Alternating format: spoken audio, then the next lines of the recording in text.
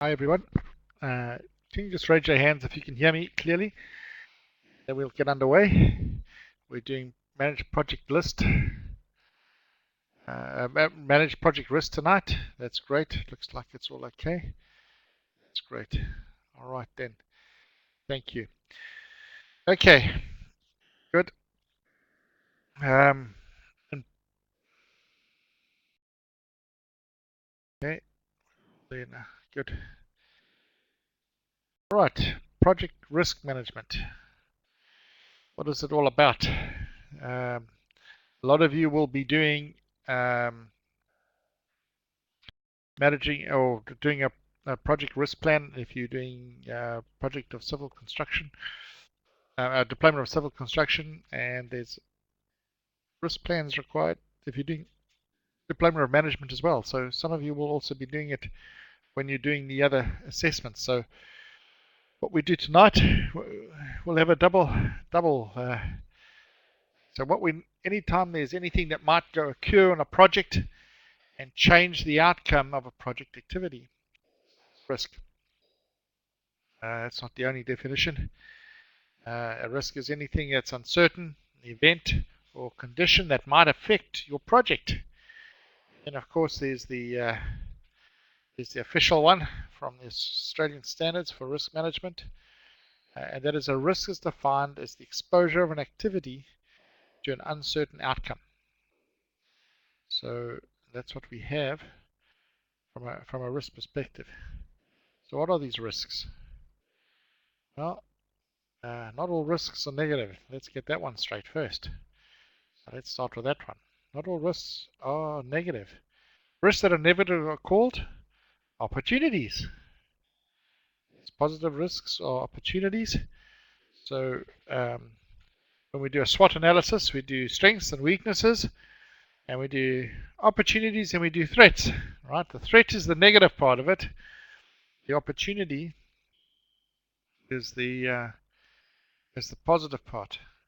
Now, risk management, you'll see that at least 5 of them are in the planning phase, and then there's 1 in the monitoring. Just shows how important planning is for a project. Right? Most of the processes that we work with are all in the planning field, and now we'll take you through each one of these processes this evening, and we'll look at some parts of these risks. So here we are. First process that we're going to look at is the risk management planning. Now, risk management planning has got more to do with how, has got to do with what. Right? So what are the inputs to this risk management planning? Well, you have the project management plan over here. You have the statement of work, which is going to help us in risk management planning.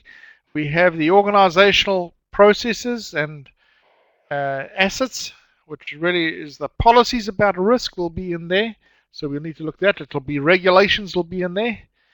Then we have the environmental factors, all those factors that are going to influence, and this is one of the areas that risk might come into play on this side, so we need to look at that. So that's risk management. So those are the inputs into the risk management plan.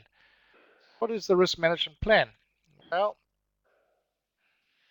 if we look at it, risk management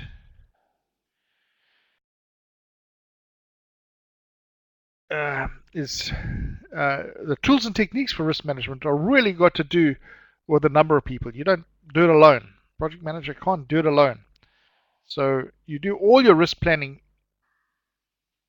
by the meeting with the team. You'll need to keep meeting them throughout the project to stay on top of risks. Right, so who are these people that you meet with? Well, it starts with the project manager, then there's the team leaders, key stakeholders, personnel specific to risk management.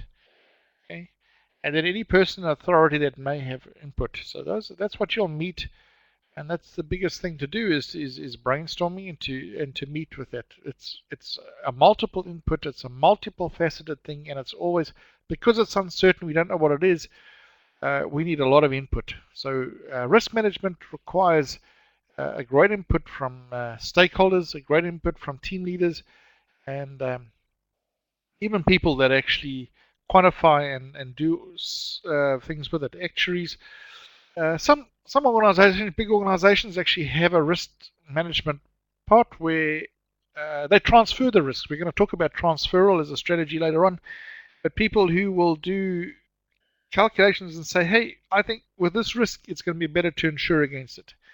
Then you'll pay a premium for this project, and the project will then be the risk will be then transferred to the insurance company or an underwriter of some sort. So that's a way of transferring things, right? And normally you will have a specific risk people involved in that one as well. So they're the people who would have an input. So in risk management planning, what are we going to do? Of course, we're going to do a risk breakdown structure, because if we do that, we can try and find activities that are really uncertain and those things. So that's what we need for that, is a risk breakdown structure.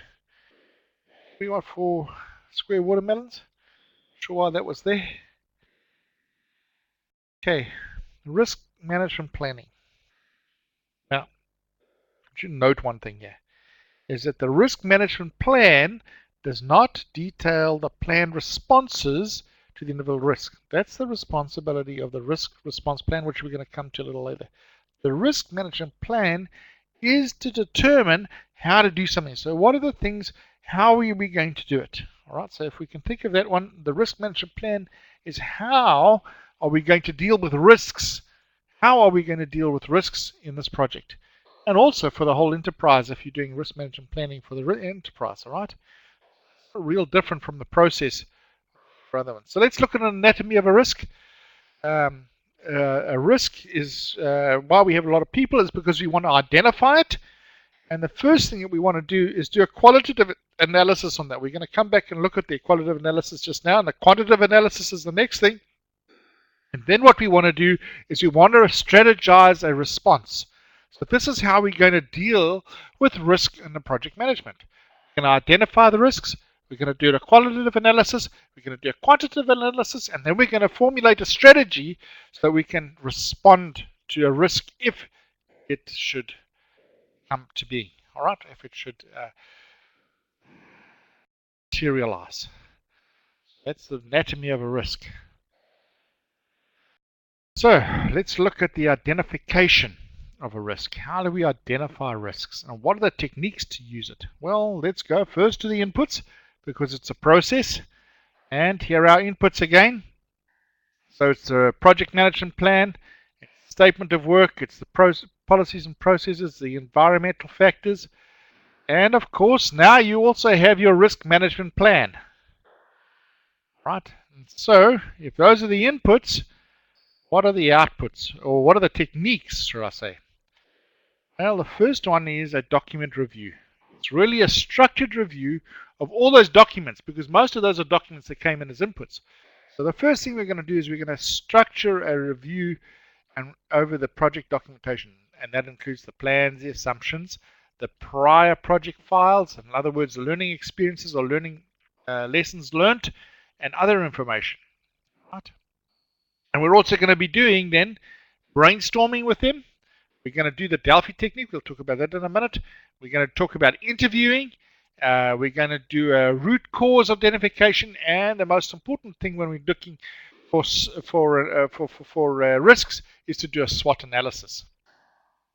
Okay, so the second one is we want to gather as much information as we can. Obviously, we're going to use brainstorming, the Delphi technique, interviewing, root cause identification, SWOT analysis. What's the Delphi technique? The Delphi technique is like a questionnaire that's sent out where you do it anonymously, and you allow any kind of input from anybody that would be scared to put up their hands and say, hey, I think this is going to be a risk for some reason or other. So it's allowing a free way of actually expressing the possibility of these risks without the politics involved in it. The Delphi technique. So those are the things that we're going to do to identify them. So we're going to brainstorm, we're going to use the Delphi technique possibly, we're going to go interviewing with people, we go and root cause identification and SWOT analysis. All right, the next thing that you really want to do is you want to get a checklist analysis. Now, we're going to get some checklists. Now, there are some really nice checklists in your textbook in Hartley that'll help you quite a lot. I just want to get to the page. We'll talk about it a bit later. But there are some nice things that will actually help you here in doing a risk identification, a checklist that can be used. Now, these can be based on historical information, knowledge that has been accumulated from previous or similar projects, and from other sources of information, even from your textbook. How's that? Okay, so what you need is a checklist, and the checklist actually helps you go through everything and make sure you don't skip anything out when you're identifying those risks. That's the checklist analysis. And then, of course, most important of all is that we want to do an assumption analysis. Now, when do we do assumptions? Assumptions are normally done right in the first part of it when we do the initiation of the project, right? It's in the initiation stage where you have a lot of assumptions. So what's an assumption? Assumption, something that you assume. It's a hypothesis, or it's a theory, or it's a taken. All right, so let me do this in a matrix organization or a functional organization. Let's say that you're the project manager on this new project, and you formulated your team, and you're really happy. You've actually got 100% backing from your team. You've got 100% backing from the project sponsor, but you have assumed something here. Right, you've assumed that the functional managers have given up all their rights of control over the project team. You've assumed that, and you've highlighted that assumption. You've said to your project sponsor, hey, I've assumed that I take complete responsibility for the team. And that means I know when someone's going to go on leave. I know when someone is not going to be available. I know all of those things. So that's an assumption. An assumption analysis means what we want to do is we want to find out how many of these assumptions are going to turn out to be risks. And in your assumption analysis, you're going to find that there's a lot of risks that come out. Let me give you an example. Let's say that you thought in the functional organization that you were in control of these people. You knew and are going to know exactly when these people are going to go on leave.